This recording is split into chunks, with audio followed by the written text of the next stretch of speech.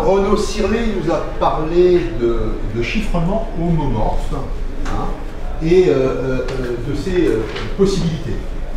Alors il y a une compagnie, il y a une société en France qui est spécialisée, qui est leader, je dirais même, sur le domaine, qui a été créée par mon ami, alors je peux le dire parce qu'il s'appelle Randy, qui faisait avant autre chose, qui est spécialiste en IA, et qui l'a créé avec, on en a parlé avec Pascal Payet, qui est un des plus grands chercheurs en crypto en France.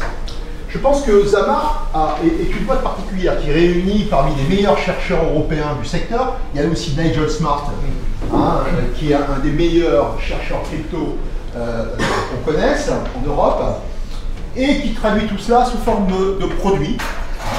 Et c'est ce que va nous expliquer Andrei Stoyan. Il va nous expliquer comment Zama, quelles sont les solutions de Zama pour la confidentialité des données en IA et puis blockchain. Enfin. Bon, merci pour cette introduction. Il est plus là, mais Renaud qui a présenté ce matin toute la partie technique du FHE, c'est super parce que moi j'ai pas de slide technique.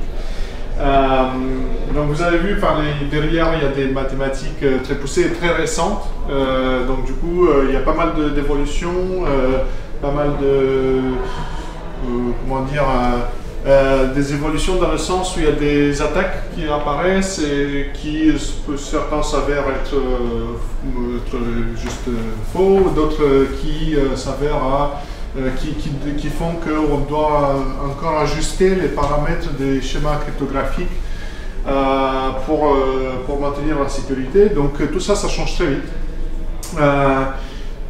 Donc le chiffrement homomorphe répond aux besoins de protection de la vie privée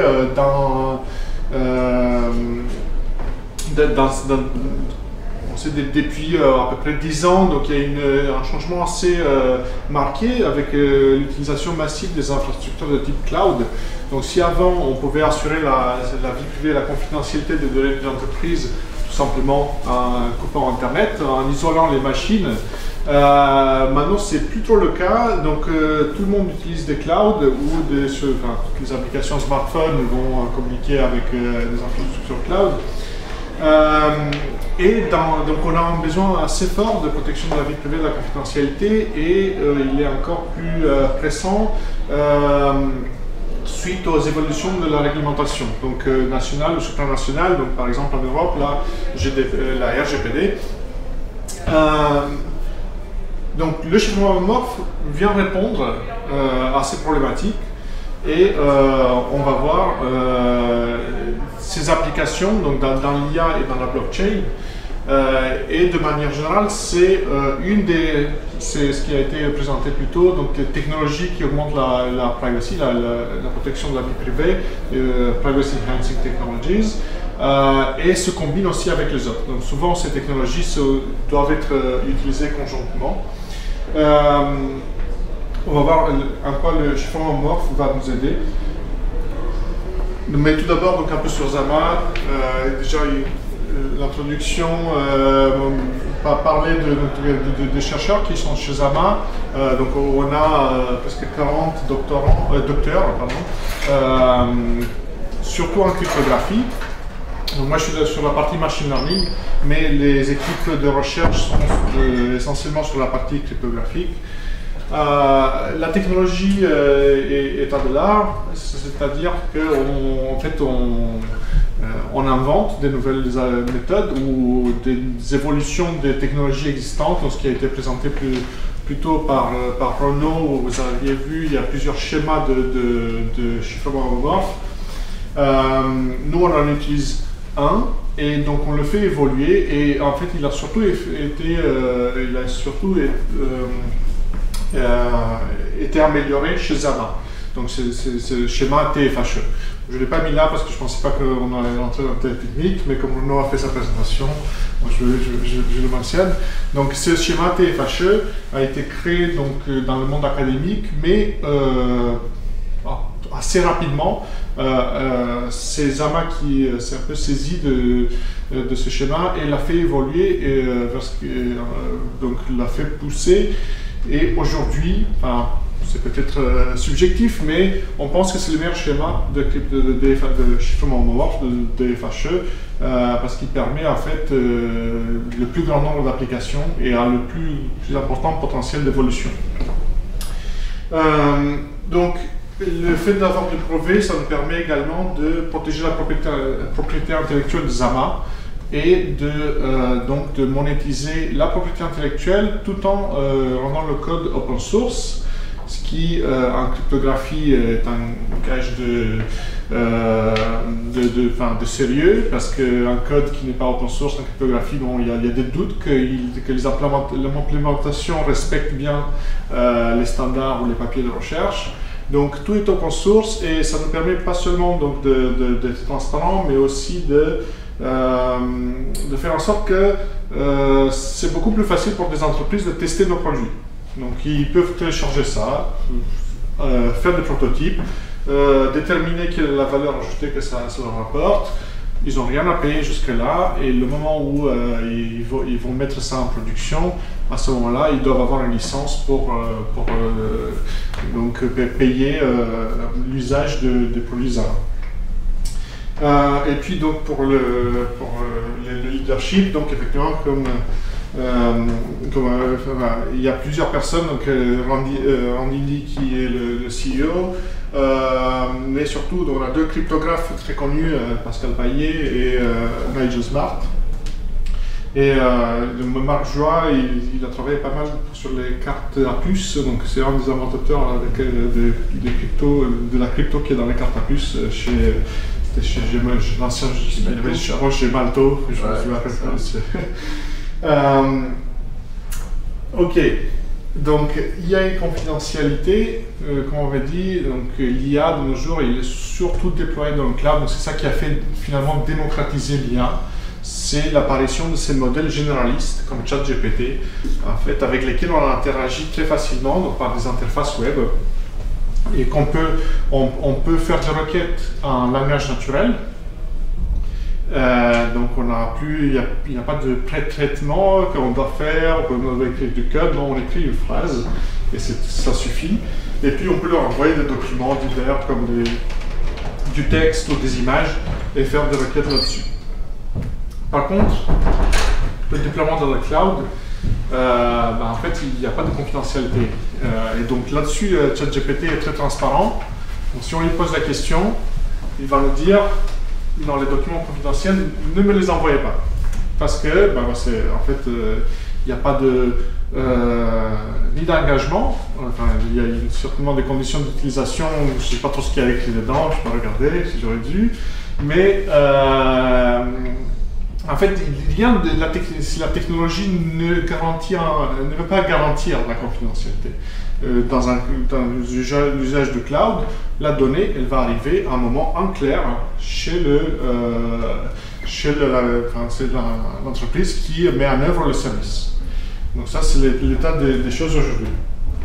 En conséquence, très rapidement, donc les entreprises ont interdit ou limité l'usage de ChatGPT pour leurs employés, tout simplement parce que les gens, en fait, balancer des documents sensibles, tout le monde veut se simplifier la vie, bénéficier de capacités de ChatGPT pour faire des synthèses ou des analyses de documents, et puis en fait ils ne regardent pas trop ce qu'il y a, la sensibilité de ces documents. Donc il y a tout un nombre d'opportunités qui sont perdues pour améliorer la productivité, donc en utilisant ce type de service. À cause du manque de confiance. Alors deuxièmement, la blockchain, donc une autre technologie dont on a parlé aujourd'hui. Donc la blockchain, finalement, je répète ce qui a été dit, donc c'est un registre distribué tout simplement. Et ce registre en fait crée de la confiance parce qu'il assure l'intégrité des données. Donc on ne peut pas modifier les données qui y sont stockées. Par contre, toutes ces données-là sont en clair et tout le monde peut les voir. D'ailleurs, ça, c'est des vraies données. Hein. On peut aller sur un site et télécharger toutes les données de toutes les blockchains publiques de partout. Ce qui est la seule protection de la vie privée est donnée par le fait que les adresses sont des pseudonymes. Donc, on n'est pas identifié par nom, carte d'identité, mais par des adresses. Donc voilà. Le problème, c'est que finalement, les pseudonymes, une fois qu'on a retracé à qui ils appartiennent, la privacy disparaît, la confidentialité disparaît. Et après, on peut en créer d'autres, mais bon, c'est très compliqué après de faire, de recréer de la confidentialité une fois qu'on a été associé à un pseudonyme à une adresse sur la blockchain. Donc, on a des avantages, les blockchains. Donc pour tout ce qui est crypto-monnaie ou de transactions d'actifs, donc le règlement rapide, aujourd'hui si vous envoyez de l'argent à la banque, ça peut prendre 3 jours. Envoyer $1 milliard sur la blockchain, c'est 10 minutes. C'était il y a récemment quelqu'un, je ne sais pas qui, qui a envoyé $1 milliard et ça a pris 10 minutes. L'atomicité, ça veut dire que les transactions sont exécutées soit entièrement, soit sont totalement annulées. Donc on ne peut pas avoir de l'argent qui se perd à cause de système. Donc ça m'est arrivé plusieurs fois dans les transferts internationaux. L'argent est parti, il n'est pas reçu, il est où, on ne sait pas. Donc ça, avec la blockchain, ça ne marche pas. C'est soit tout ou rien. La réglementation programmable, donc les blockchains fonctionnent avec des smart contracts qui sont des bouts de code essentiellement, qui implémentent les règles de transaction. Donc ces smart contracts peuvent inclure des éléments de réglementation. Par exemple, je ne peux pas envoyer plus de 200 € par jour parce que c'est la loi qui a décidé que c'est le maximum. Et puis les blockchains peuvent assurer l'interopérabilité du système de trading, donc ça veut dire qu'on peut brancher des systèmes qui aujourd'hui ne sont pas connectés pour en gros faciliter les échanges et les échanges entre différents types d'actifs. Donc ce qui se passe, parce que les blockchains sont publics, et d'ailleurs l'intérêt principal des blockchains c'est qu'ils soient publics, ce qui permet l'accès de tout le monde assez rapidement à ces systèmes, c'est en gros par la surveillance, on peut voler de l'argent. Enfin, la surveillance permet d'associer l'adresse, donc qui est un pseudonyme, à une personne, et puis il suffit de trouver où ils habitent et leur voler soit les clés secrètes de leur portefeuille numérique, soit leur voiture. Mais du coup, ça permet en fait d'identifier les personnes sur lesquelles se concentraient les criminels. Donc c'est comme si vous promeniez avec la mallette avec $1 million dedans. Donc les gens courent quand même un grand risque par l'usage des blockchains s'ils ne prennent pas de mesures pour assurer un peu leur privacy.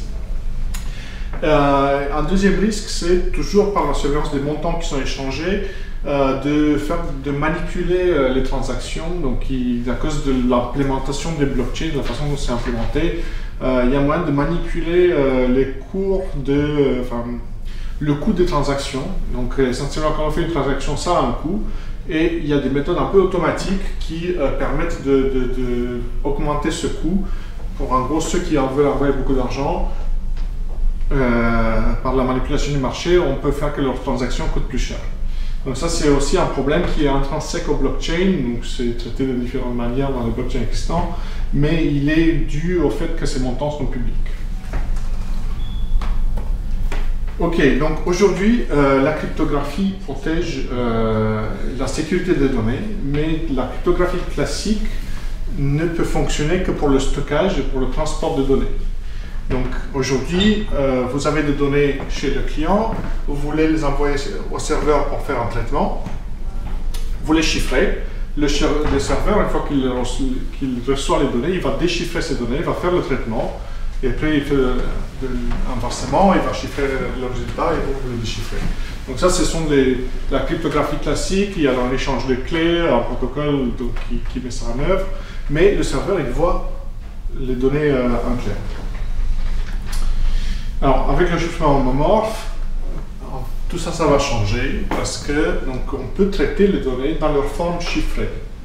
Il n'y a plus besoin de les déchiffrer pour les traiter, pour appliquer des programmes qui manipule ces données, qui les traite et qui produisent un résultat. Donc, le protocole il est similaire, on va chiffrer les données avec notre clé secrète, on les envoie au serveur qui, lui, il calcule sur les données chiffrées, et ce calcul produit un résultat qui est chiffré lui-même avec la clé secrète initiale. Donc, la seule personne qui peut déchiffrer, c'est celui qui détient la clé secrète. On appelle ça le traitement à l'aveugle. Donc, le serveur calcule, mais il ne sait pas ce qu'il calcule en fait. Il connaît juste les instructions qui manipulent les données, mais il ne sait pas quelles données il manipule. Ok, donc pour l'IA, donc on va passer à l'usage du chiffrement homomorphe. Donc là, par exemple, pour l'IA, on peut imaginer des données tabulaires, une base de données sur laquelle on veut faire, je sais pas, des prédictions, mais en utilisant le FHE. Donc le serveur, il va voir ça. Mais maintenant, il voit des valeurs qui ont l'air aléatoires et il va appliquer ce circuit. Donc l'avantage, c'est quoi? C'est que déjà, on va sécuriser les données. Les données étant sensibles, si le serveur se fait pirater, ce qui arrive très souvent, les attaquants, ils peuvent essentiellement accumuler toutes ces données, les soutirer et puis les vendre sur le marché noir. Ça permet à des criminels de faire vous envoyer des faux mails en disant que c'est votre banquier, qu'ils ont besoin de faire une manipulation sur vos comptes, ce genre de choses. Donc on va sécuriser les données, mais il y a un deuxième volet. Lorsqu'on sait que nos données sont protégées par la cryptographie, ce qu'on peut faire, c'est collaborer avec d'autres gens qui utilisent la même technologie pour protéger leurs données à eux aussi, et de mettre ces données ensemble et de faire des analyses conjointes. Et ces analyses, qui peuvent être juste des analyses statistiques ou l'apprentissage de modèles de prédiction, de machine learning, ces analyses seront plus puissantes parce qu'elles s'appuient sur plus de données. Donc, ça a été mentionné plus tôt que l'apprentissage fédéré, c'est un peu dans le même, ça fonctionne un peu de la même manière, on obtient à peu près la même chose.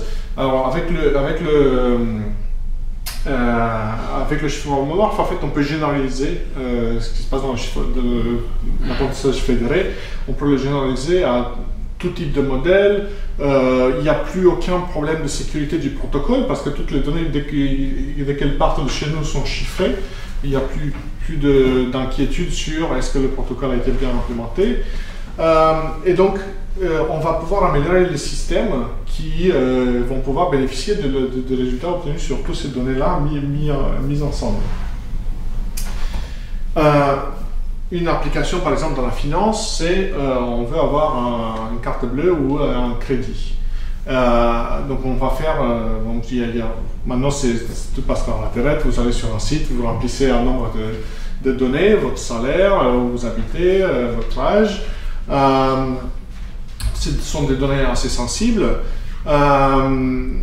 Et, par exemple, on pourrait imaginer des services qui prennent la décision de vous accorder un crédit, qui se basent non seulement sur ces données-là, mais sur des données aussi qui viennent d'institutions ou de personnes tierces. Par exemple, votre banque peut contribuer à une information qui est l'ancienneté de votre compte en banque. C'est aussi une donnée assez importante pour ce genre de décision.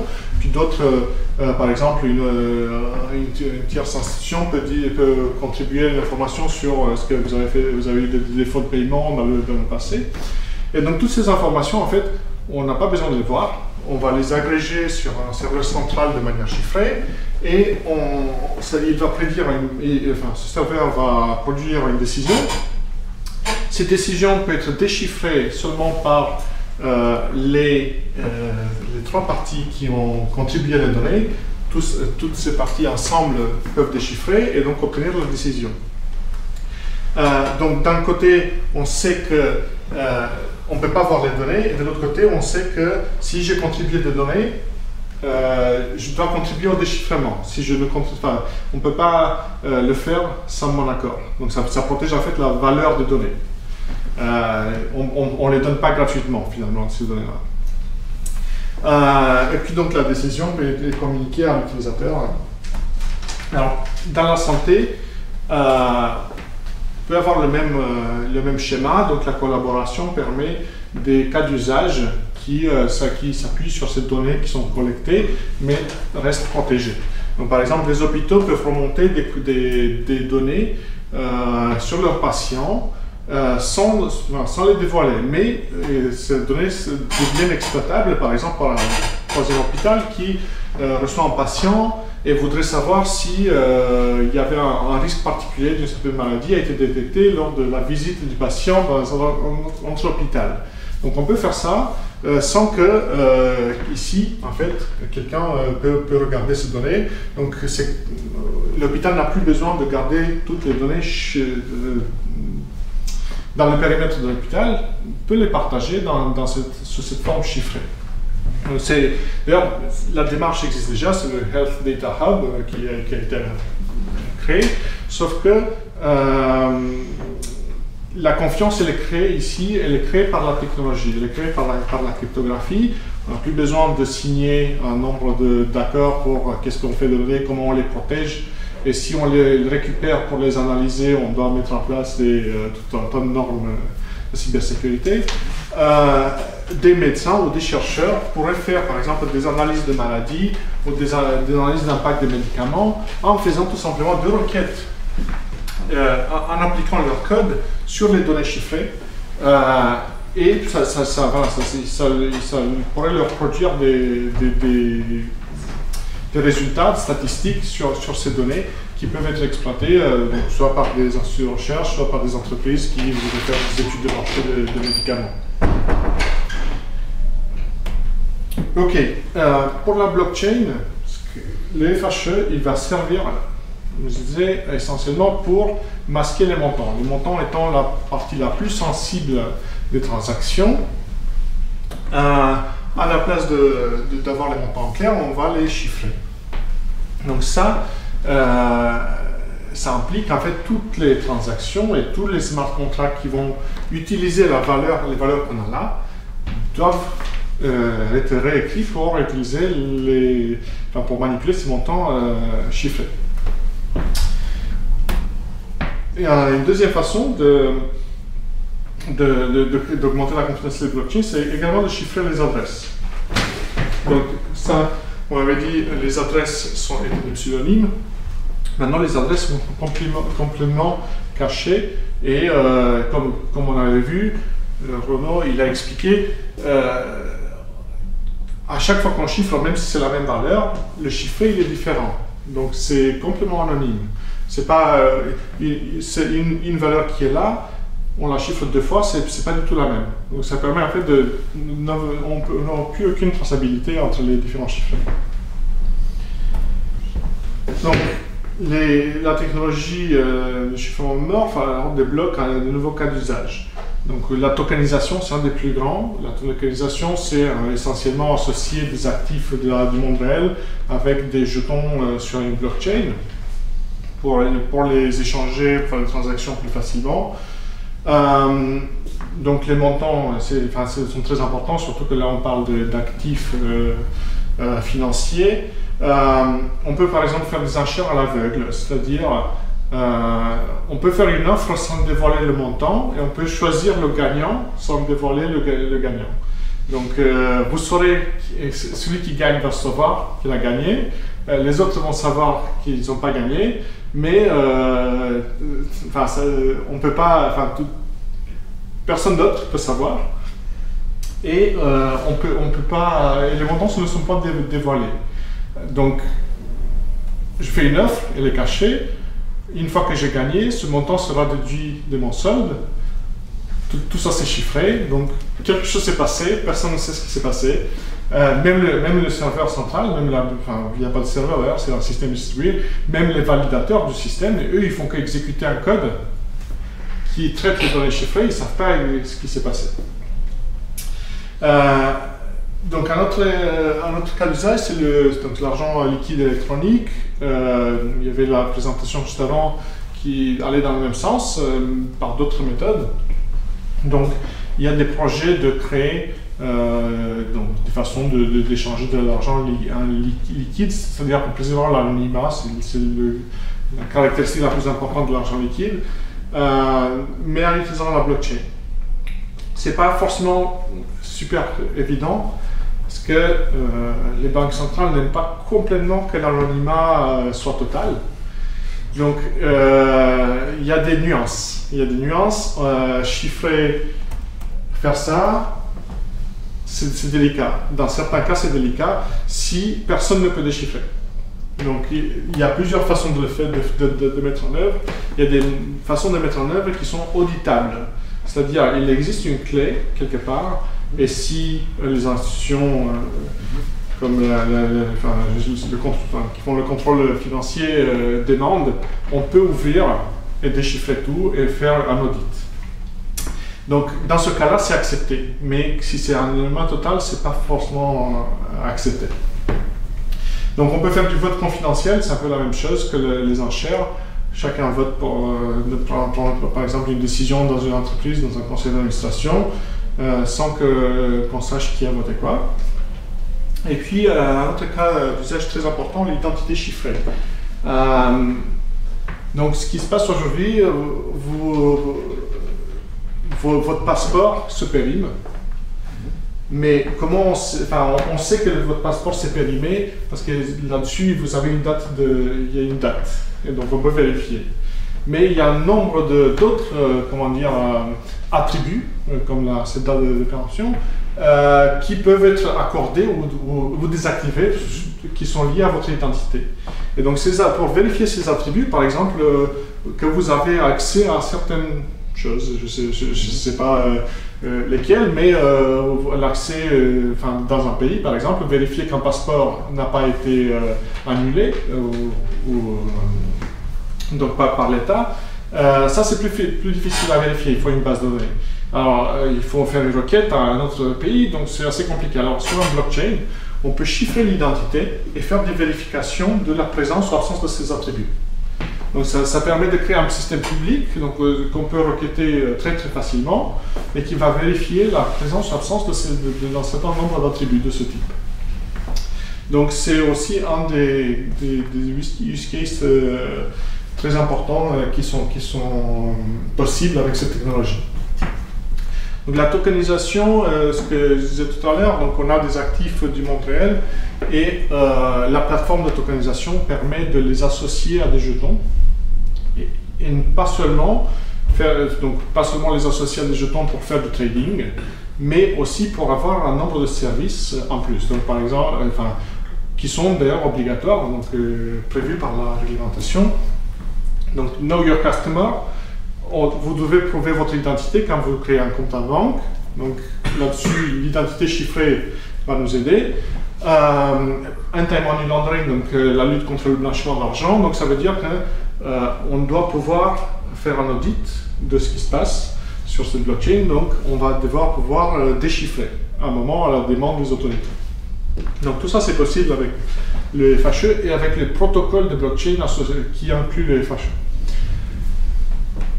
Et donc finalement, il y a des projets de l'Europe dans ce sens. Donc pour les monnaies de banque centrale, donc les monnaies banque centrale sont les actifs qui sont échangés par les banques centrales entre elles, par les banques entre elles pour se prêter de l'argent. Et donc la tokenisation est étudiée de ces actifs a été étudiée par la Banque de France pour essentiellement permettre l'interopérabilité avec des stablecoins. Donc les stablecoins sont des crypto-monnaies qui suivent les monnaies réelles. Et donc là, dans ce cas-là, le FHE peut aider à cacher les montants qui sont échangés. De l'autre côté, donc l'argent liquide numérique, comme je disais, ce qu'on a besoin, c'est que le règlement soit gratuit, que ça coûte pas d'échanger de l'argent, que ça soit très disponible, donc on garde tous les avantages de l'argent liquide. Et ce qui est très important, c'est de préserver l'anonymat de paiement. Et donc, dans ce cas-là, le FHE peut aider à cacher pas seulement les montants, mais aussi les adresses, tout en gardant la possibilité d'auditer les transactions. Donc, c'est un peu comme si, c'est assez similaire au paiement par carte bleue, sauf que quand vous payez par carte bleue, en fait, ça part chez Visa. Donc, je ne sais pas trop où c'est hébergé, mais en tout cas, c'est pas la même chose que si c'est une infrastructure européenne ou française qui hébergeait ces transactions. Donc, ça vient un peu se positionner sur ce marché-là. Donc, le défi le plus important pour la mise en œuvre du FHE, c'est l'intensité de calcul. Donc, aujourd'hui, le FHE il est plutôt coûteux en termes de calcul, comme ça a été expliqué plus tôt par Renaud. Vous aviez vu, on transformait un calcul entre deux nombres dans un calcul entre beaucoup de nombres qui remplissait toute la page. Donc, ce facteur peut être assez important. Donc, c'est pour ça qu'on a besoin de hardware spécifique et de code optimisé pour faire ces calculs.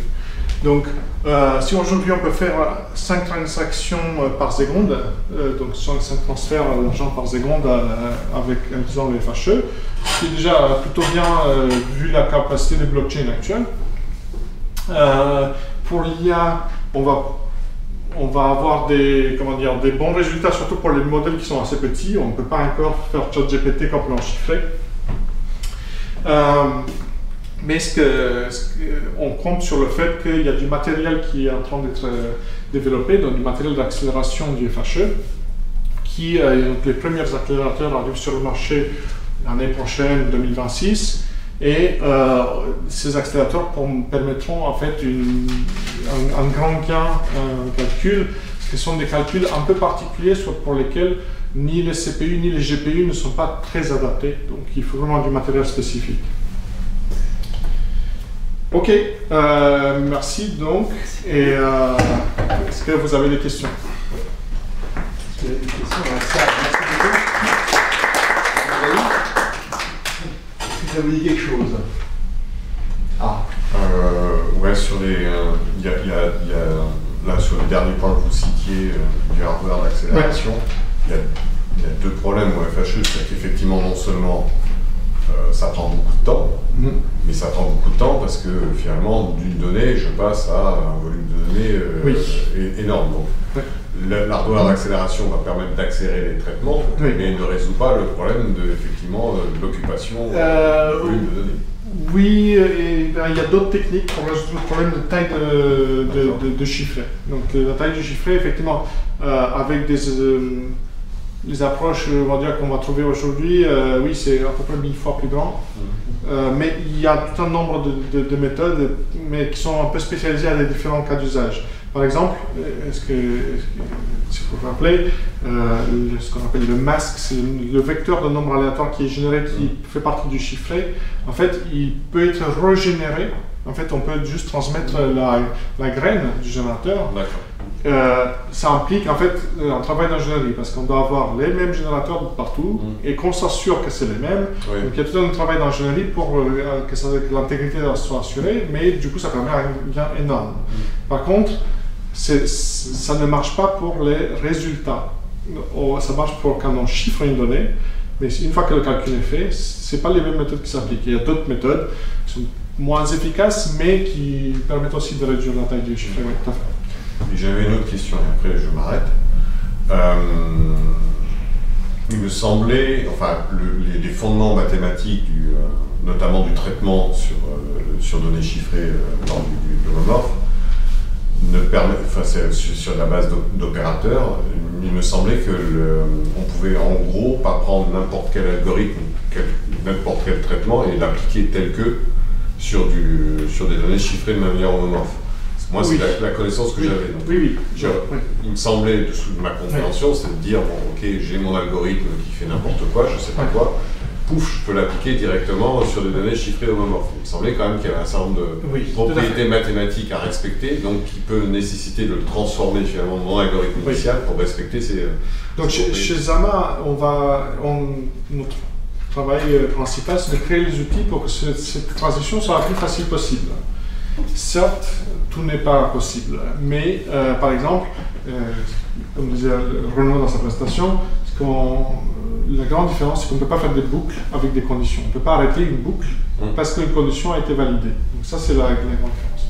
Donc, ça veut dire qu'on doit changer un nombre d'algorithmes. Ça ne les rend pas forcément moins efficaces, mais il y a un travail d'ingénierie nécessaire. Un algorithme très simple, c'est le tri d'un vecteur. Donc si les algorithmes de tri communs vont utiliser des boucles et des conditions, on a des algorithmes de tri homomorphes qui n'utilisent pas de conditions. En fait, ça ressemble beaucoup au codage hardware, à la création d'hardware. Ce sont des algorithmes qui sont des circuits. Il n'y a pas de conditions, il n'y a pas d'arrêt de l'exécution à cause de la valeur qu'on rencontre. Donc, il y a un travail d'ingénierie pour faciliter ça, et c'est la mission de Zama, c'est déjà faire pousser la crypto pour qu'elle soit plus rapide et plus efficace, mais aussi de créer tous ces outils. Et c'est d'ailleurs ça qui nous différencie par rapport à la concurrence.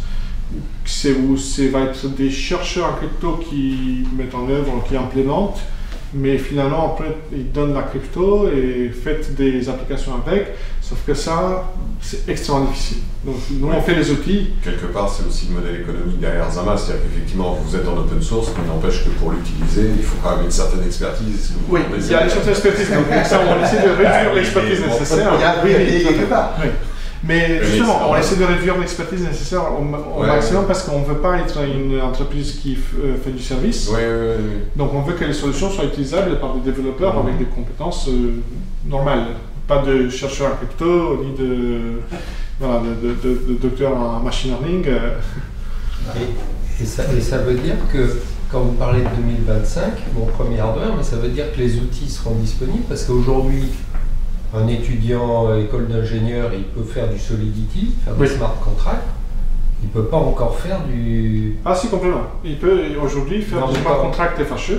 Oui, mais c'est-à-dire que si le smart contract est un peu compliqué fonctionnellement et autres, il faut quand même qu'il le traduise.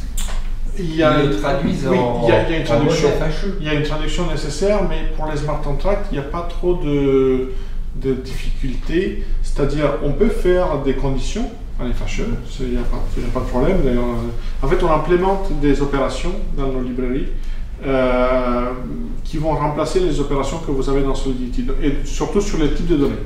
Donc, on va plutôt remplacer le int32 par un int32 chiffré, et puis pour le reste des opérateurs, ça reste à peu près les mêmes.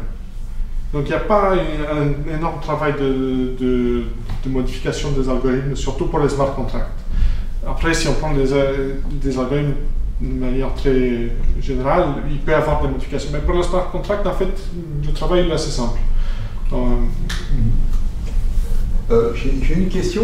Je sais que Zama utilise aussi ZKP pour des preuves. Oui, tout à fait. Est-ce que tu peux expliquer comment il l'utilise? Alors, donc là, il n'est plus dans la salle de Renaud parce que je ne maîtrise pas super bien. Mais donc, du coup, la sécurité du FHE, elle est basée sur un nombre de suppositions. Si, par exemple, le client il est piraté, bon, c'est la cryptographie ne protège pas contre ça. Et par exemple, s'il est piraté, on ne peut pas protéger par la cryptographie, mais s'il est malveillant, pareil, ça pose problème. Donc on suppose que le client il a tout intérêt d'utiliser bien que les FHE parce qu'il gagne à utiliser les FHE. Mais le client pourrait être malveillant. Et donc dans ce cas-là, il y a des attaques qui se basent sur le fait qu'on construit des chiffrés qui ne sont pas des vrais chiffrés, qui sont des faux et qui ont des propriétés qui permettent des attaques. Donc par exemple, une des applications de ZKP, c'est de prouver que le chiffré que le serveur reçoit a été bien généré, ça s'appelle bien formé. Donc que l'algorithme de chiffrement a bien été appliqué sur une valeur réelle qu'on ne veut pas savoir, on ne veut pas la connaître. Mais l'utilisateur doit prouver qu'il a bien chiffré sa valeur. Et donc là, justement, c'est le ZKP qui est possible. D'où la complémentarité entre les deux techniques. Tout à fait. Donc il y a ZKP pareil, et pareil, donc le differential privacy, c'est aussi une technologie complémentaire, parce que là, on peut exécuter n'importe quel programme sur les données chiffrées, ok, mais est-ce que ça se trouve, ce programme-là va dire, je reçois les données de 3 personnes et je retourne la donnée de la première personne. Donc du coup, en fait, je dévoilais la donnée de la première personne. Donc il y a besoin d'ajouter du differential privacy pour s'assurer que le traitement qui est fait sur les données permet d'avoir un anonymat de ces données lorsqu'elles sont déchiffrées. Donc une fois que c'est déchiffré, la crypto n'y peut plus rien. On doit s'assurer donc que les traitements sont compatibles avec l'anonymat. Ah, vas-y, pose une question. Oui, comment est-ce qu'on ferait donc une transaction avec du FHE? Une transaction anonyme? Oui. Avec du FHE, comment est-ce qu'on fait? Alors, j'ai pas vraiment les détails techniques, mais par exemple, juste sur le montant, comment ça se passe? Donc, la blockchain a une clé publique, et donc la personne qui veut transactionner va chiffrer donc le montant avec la clé publique, va mettre cette transaction dans la blockchain, elle va être traitée, ou la transaction n'est pas possible, elle est rejetée.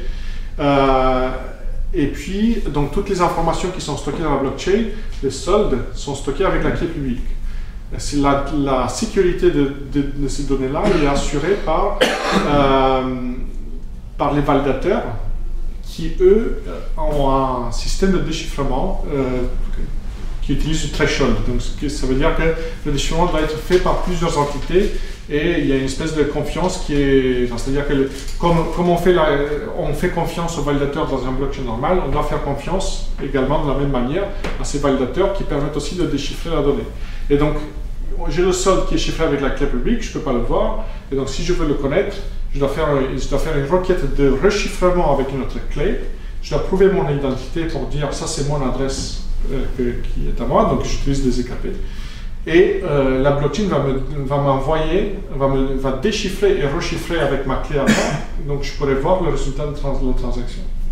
Je ne sais pas si ça répond à la question, mais il y a tout un protocole en fait qui est mis en œuvre, donc qui utilise le FHE, mais aussi du ZK-proof et donc, ce qu'on appelle le threshold decryption, c'est-à-dire le chiffrement dans un système distribué, donc avec des morceaux de clés pour qu'il n'y ait pas qu'une seule entité ne peut pas attaquer le système. La clé est partagée entre un nombre d'entités. Je pense qu'on peut remercier André pour ces explications. Notre examen, pour l'instant, est une réussite. Hein. Je disais que cette technologie n'était pas très connue, mais levait beaucoup d'argent, 70 millions, c'est pas mal. Hein. Je peux vous dire aussi que Aztec a levé 100 millions de dollars, hein, qui fait des technologies de type noir pour faire des ZKP. Hein, qui est au-dessus de Rust, parce que Rust est le langage de la crypto, hein, et qui maintenant va devenir le langage des systèmes d'exploitation critiques. Pour TLS, puisque mon ami Daniel Glassman m'en a parlé.